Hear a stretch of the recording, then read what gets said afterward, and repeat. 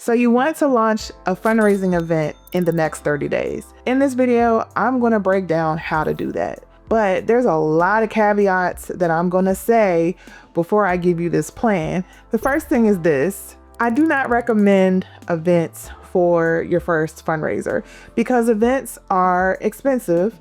And most people who run events, especially bigger events, as their first fundraiser, most people actually lose money. Most people actually spend more money than they do raising money. It's most effective to get money by just asking people. Dig into your contacts, make a compelling ask, have a specific number and have a specific goal. Ask the people that you know and care about to ask people they know and care about to give to your cause. That is by far the most effective way to raise money, especially in the beginning. But I realize that people love events and people like doing coming out parties and they love having a marketing opportunity to share more about their organization. So knowing that, I'm still in this video want to give you a plan about how to execute if you only have 30 days. I'm Tiffany with Boss on a Budget. I teach people how to start nonprofits and how to raise money from the ground up. I drop videos every week, so subscribe to learn more. I'm going to talk about in this video what to know before you launch your event. Then I'm going to break down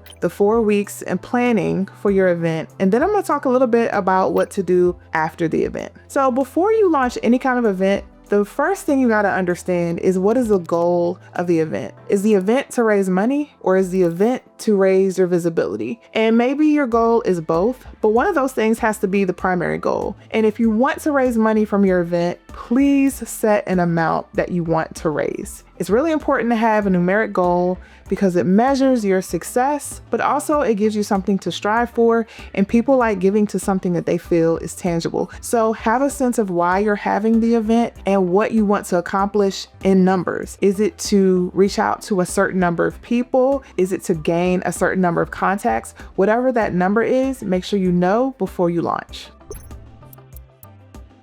Okay, here's what you need to do in week 1 of planning. So you have your goal, and let's say that your goal is a monetary goal. You're trying to raise $5,000. Understand where that money is coming from. Is that coming from ticket sales? Is the event free? Are you charging for the event? Are you going to do a direct ask during the event where people are going to donate when you do an appeal during the event? Are you going to seek sponsorships for the event? Is that where most of the money is going to come from? Just understand and break down that goal so you know what to aspire to, right? So maybe you want 50% in ticket sales and 50% in sponsorship. Here's a quick tip. You're not going to get big sponsorships most likely in your first event, and especially if you're doing it 30 days before it launches. A lot of corporations, if you're getting corporate sponsors, make decisions early on in the year, or they need a lot of advance time before deciding that they're going to sponsor an event. So if you're going to go after sponsors, think about smaller local businesses, but probably will be giving smaller amounts. So next thing, you want to pick your date, figure out what the date is, and you want to book your venue. Figure out what this space is going to be, figure out parking for that space, figure out how accessible that space is, make sure it accommodates all the things that you're trying to do, which is in alignment with your goal. So if it's a sit-down dinner, make sure you have space for tables and things like that. If it's more of like a social hour, you may just need room to walk around and you may not need all that space per table. So make those decisions early on when thinking about your venue. Make sure you have a clear budget outlined in your first week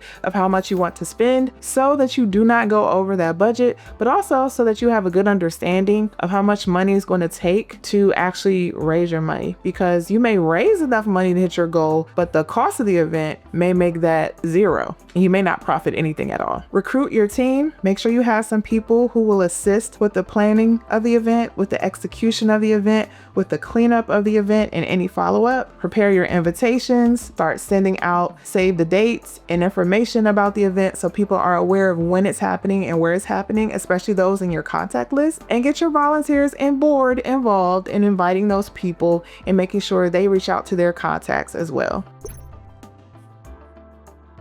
Week 2, you need to nail down food and entertainment, whatever's happening during the event. If you have food, make sure you're picking vendors, make sure you are confirming the date and confirming the details in the contract with the people who are providing food. If you're getting that food sponsored, then make sure you're sending out those sponsorship letters and getting your name out there so you can be prepared when those restaurants or those businesses respond to your request. At this point, I would get commitments from your board on how many people they're inviting. So I would set a number for each person, requiring them to invite and have a certain number of people show up. One way you're going to get people in the door is by activating other people to go into their contact list or reach out to their networks to invite them to come. So I would get commitments from your board members or your volunteers that you assembled the week before and make sure that they know how many people they need to show up for that event. At this time, you should start marketing. You know the venue, you know the date, so you should start creating flyers,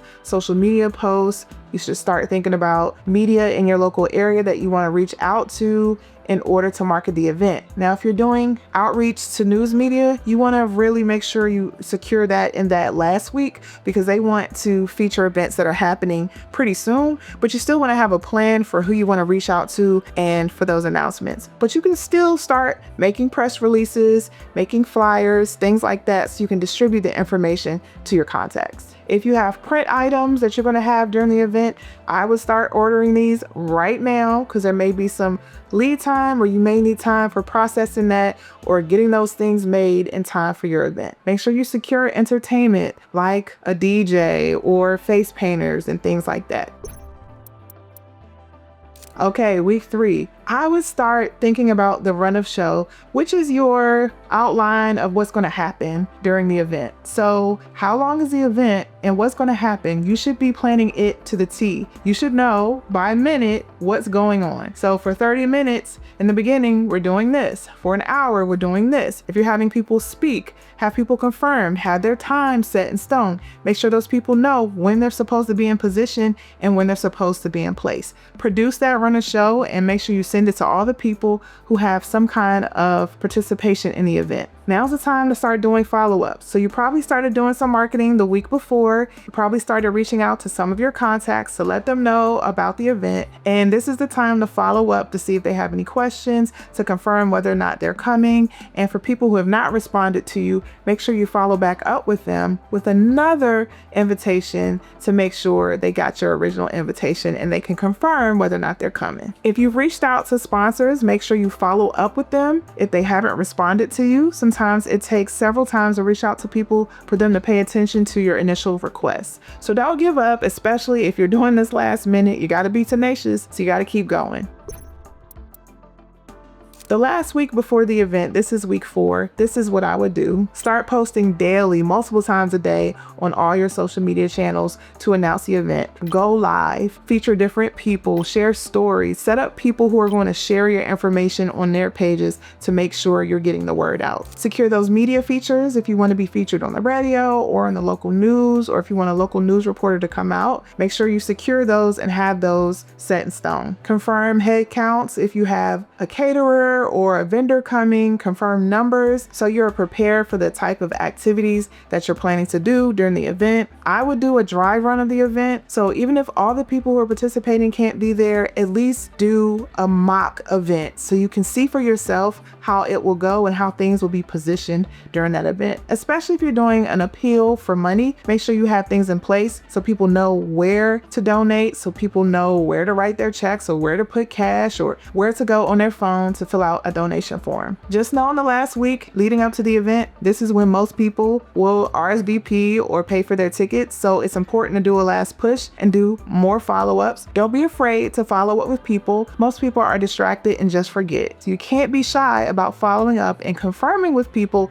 that they'll be there at your event. And when you have your event, have an awesome time. Make sure you're collecting contact information for everyone who attends the event so that you can follow up with those people after. After the event, Invest time in saying thank you. Invest time in building a relationship with those people, whether you have their phone numbers or their email addresses. Start that ongoing conversation so they can begin to recognize your organization and support you in other ways. Make sure you say thank you to any sponsors or any businesses that help participate in the event, and make sure you pay your vendors if you still owe money on certain things that you paid for. Remember that a fundraising event, especially if it's your first one, just needs to be smaller. Don't go overboard. The most important thing is that people understand your message, people buy into your vision, and people can begin to invest more deeply in your mission and can grow a relationship with you. So when you're at this event, make sure that you introduce yourself to everybody. Make sure they know your name,